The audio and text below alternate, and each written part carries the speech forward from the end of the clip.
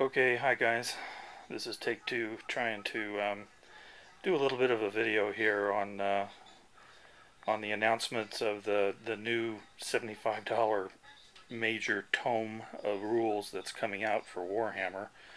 I thought some of you might find it interesting to go back and kind of take a look at how this thing got started.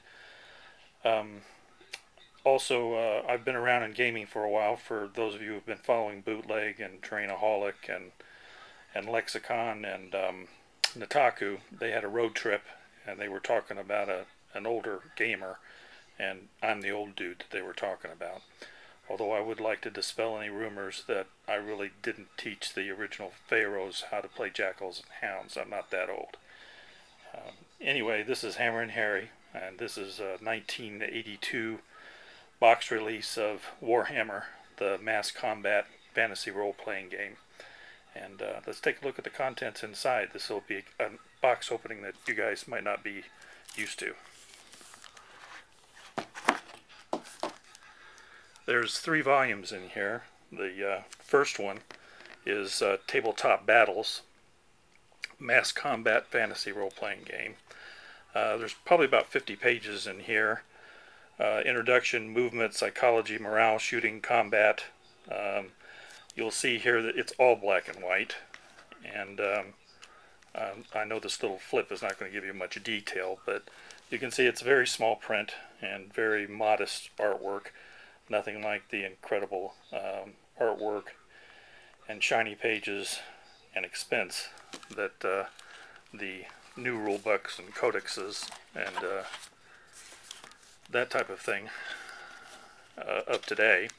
The second volume in this box set was Magic, and there's probably about 34 pages in here of wizards and magic, random generation, spells, necromancy, enchanted objects.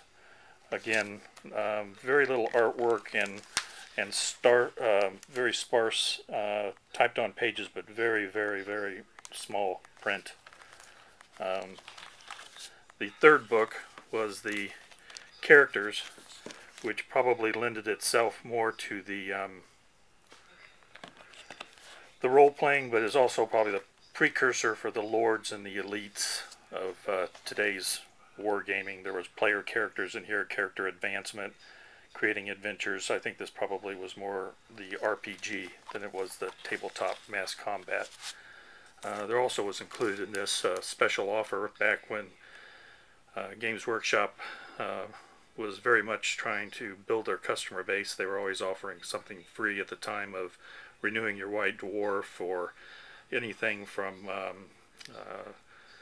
credits to buy things to free miniatures. Last free miniature I think I ever saw from Games Workshop was probably with the release of the 40K box game, when they included 2 miniatures with the White Dwarf. This one you had to send the form back to England, so I imagine us guys back in the colonies probably were left in the dark, and we didn't get the free miniature that you could have gotten from this. So today, I understand the new release has got about 150 pages of rules and several hundreds pages of fluff, and I'm sure incredible artwork and also an incredible price tag, at least by my standards. The thing is, back in 1982, this is all that was necessary for 2 guys that wanted to get together and spend a couple of hours playing games. They just needed these guidelines for playing the games and a couple of hours. And really that hasn't changed too much. It still requires 2 guys that want to get together and spend a couple of hours playing games. But today, the gaming culture has kind of taken it to the point that they also need several hundreds of dollars worth of figures and paints and brushes and incredible terrain pieces, and that's all great, and it adds great vision to the game and realism, but it's not absolutely necessary for playing the game. You can use dominoes for doors and that type of thing, and if you're wanting to get into this game and $75 seems like too much to buy a rule book, then hey, get an earlier version. They're certainly cheap now. But 8 editions later, it still does just require 2 people wanting to get together and play the game. Without that, Games Workshop wouldn't be creating, would never have brought it this far. So I hope that you found this box opening interesting. If I can get it posted up to YouTube, I just have a little flip recorder here, so it's not going to be anything fantastic. I don't think I could even show a miniature with this thing, but mainly I also want to give a shout out to the people on YouTube, the really great terrain guys like Terrainaholic and the Terrain Guy, and Ren089, and the incredible painters out there like Nataku and AG Productions and Blue Moon Minis and Blue Table Painting, that seems to do it all out there and really have a good time doing it.